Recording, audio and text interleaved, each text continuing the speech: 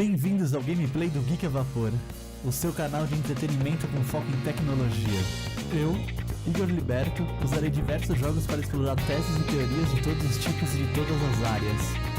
Pois então, em 2010 a indústria de games estava completamente saturada de franquias consolidadas. Tirando a indústria indie, não havia mais um mistério sobre os grandes lançamentos do ano. Teríamos um novo Call of Duty, teríamos um novo Battlefield, um novo Gran Turismo, um novo Forza, um novo Guitar Hero, um novo Rock Band, toda a franquia da Nintendo ia receber um novo jogo como sempre. E você não pode comparar as empresas, esses jogos vendem milhões, cada sequência lançada é um recorde de venda alcançada. E essa é uma situação perfeita para qualquer desenvolvedora de jogos. Use a mesma fórmula de sempre. Para que você vai se arriscar mudando a forma que o Kratos luta em God of War? Apenas dê um upgrade gráfico, arrume um bug ou outro, e os jogadores estarão mais do que felizes.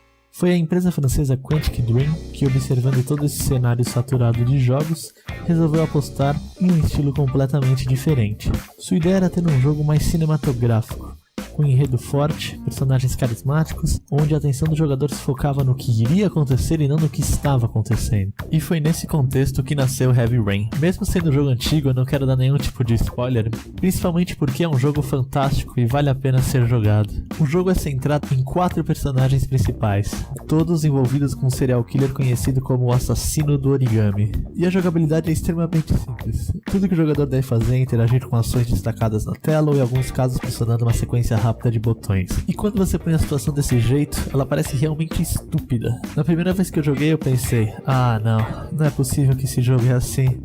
Não é possível que é só isso que eu vou fazer. E você não tinha uma desculpa pra parar. Era fácil, era só apertar um botão. Mas, conforme a história avançava, eu realmente fiquei entretido. Na verdade eu fiquei curioso. Era interessante lidar com as consequências das suas escolhas. E essa é a palavra-chave. Escolha. O jogo foi um tremendo sucesso, ganhando prêmios e vendendo mais de 3 milhões de cópias. Mas o mais importante foi que abriu espaço para um novo gênero na indústria de jogos. Mas apesar de novo, era um gênero ainda não consolidado. Heavy Rain podia muito bem ser um ponto fora da curva. Podia ser perigoso para uma empresa investir seu dinheiro em um jogo simplesmente baseado em escolhas. E para minimizar esse risco, a empresa americana Telltale Games apostou em nomes conhecidos e em jogos curtos, separados por episódios. Basicamente eles pensaram, vamos lançar o episódio 1 e ver como vende. Se o resultado for bom, a gente continua. A primeira aposta da empresa foi usar Jurassic Park como pano de fundo para seus jogos. O jogo se passa durante e depois do primeiro filme e fez sucesso suficiente para que se lançassem 4 episódios. Mas foi só no ano de 2012 que o maior sucesso da empresa foi alcançado com o jogo The Walking Dead The Game. O jogo não usa os acontecimentos da série ou dos quadrinhos para construir seu enredo, apenas utiliza o fato de estarem no mesmo universo de The Walking Dead. A ideia era a mesma de Jurassic Park, lançar um jogo dividido em episódios. No caso de The Walking Dead, foram 5. O sucesso foi tanto que uma segunda temporada com mais 5 episódios foi lançada, e hoje temos a confirmação da 3ª temporada. E existem outros 2 jogos que seguem a mesma fórmula, The Game of Thrones e The Wolf Among Us, mais uma forma de capitalizar em franquias conhecidas. Mas é em 2013 que essa brincadeira evolui com o novo lançamento da Quantic Dream. Olhem para isso! Ellen Page e William Dafoe! A Lince Negra e o Duende Verde são os protagonistas desse jogo. E os atores não estão sendo pagos apenas pelo uso de sua imagem. Eles literalmente interpretam seus papéis. E além disso, o jogo tem uma história fantástica, centrada em questões sobre aquilo que acontece depois da morte. No jogo, nós controlamos a personagem Judy Holmes durante 15 anos de sua vida, numa viagem para descobrir o significado de Aiden, uma entidade sobrenatural que está ligada a ela desde o dia do seu nascimento. Ok, então o gênero está mais do que consolidado. A pergunta é, por que um gênero tão simples consegue fazer um sucesso tão grande? Nesse tipo de jogo não existe uma punição para o jogador. Em raros momentos você vai ter que refazer uma parte do jogo porque você errou. Então a resposta deve ser bem simples. Nós somos fascinados por escolhas e consequências. Afinal, todas as ações de nossos dias são escolhas e consequências. Devo investir em A ou B? Devo acordar mais cedo e evitar o trânsito? Sempre que tomamos uma decisão, estamos tentando maximizar o nosso tempo ou maximizar o nosso rendimento. Mas sabemos que não podemos prever tudo o que vai acontecer com exatidão. Um monte de psicólogos dedicam suas carreiras acadêmicas inteiras em estudos sobre como o cérebro funciona quando está na posição de decidir.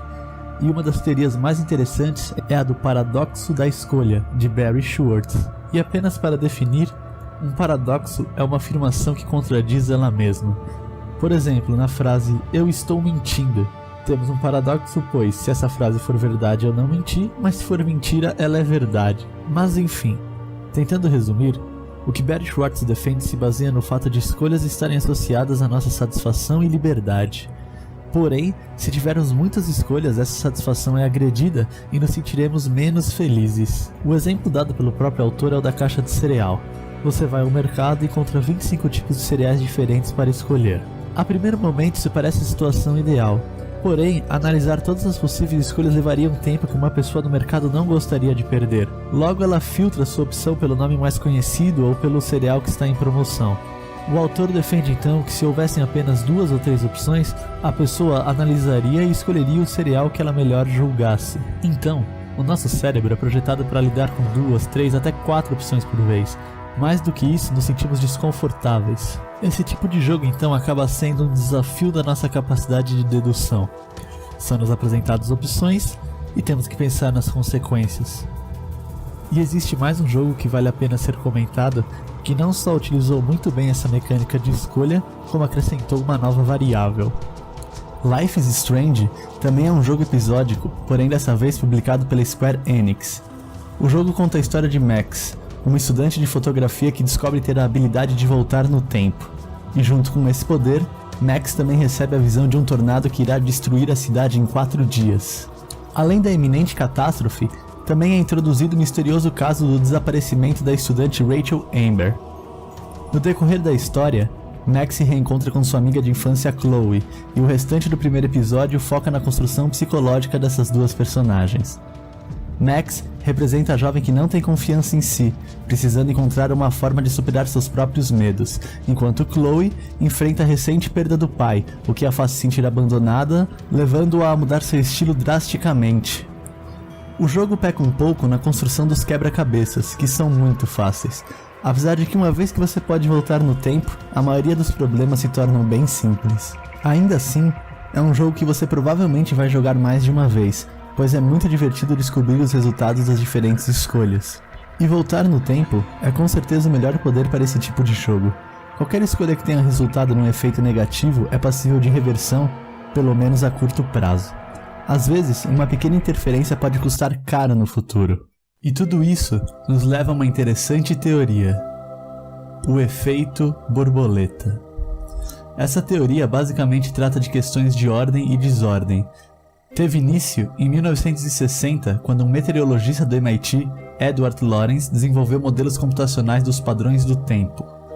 Após ter baseado seu programa em uma dúzia de variáveis que poderiam fornecer um padrão de previsibilidade às condições climáticas, Lorenz descobriu que uma pequena mudança em alguma variável poderia resultar em efeitos tremendamente maiores e desproporcionais. Essa afirmação significa dizer que um simples bater de asas de uma borboleta poderia causar um tufão do outro lado do mundo. Entrando um pouco no campo da matemática, a teoria de Lorenz foi responsável pela inserção do pensamento não linear. Neste caso, as equações envolvem taxas variáveis de mudança ao invés de taxas fixas, sendo que as mudanças são multiplicadas em vez de adicionadas. Uma forma bem simples de explicar isso é usando um táxi como exemplo. Como sabemos como um taxímetro funciona, basta sabermos a distância que iremos percorrer e o tempo total do percurso para sabermos o valor total que iremos pagar. Se o taxímetro obedecesse regras não lineares, bastariam pequenas alterações como a presença de lombadas para alterar a forma como o cálculo é feito. Hoje, o efeito borboleta é muito utilizado para análise de risco, identificações de oportunidades, simulação de resultados, planejamento de investimentos e projeção de demanda. O Geek a Vapor é um projeto que vai muito além da análise de jogos. Então curta o vídeo, assine o canal, visite nossa página www.geekavapor.com.br, curta nossa página no Facebook /geekavapor, siga-nos no Twitter @geekavapor e no Instagram @geekavapor. Até a próxima e você já sabe, tema na mão, canal em ebulição.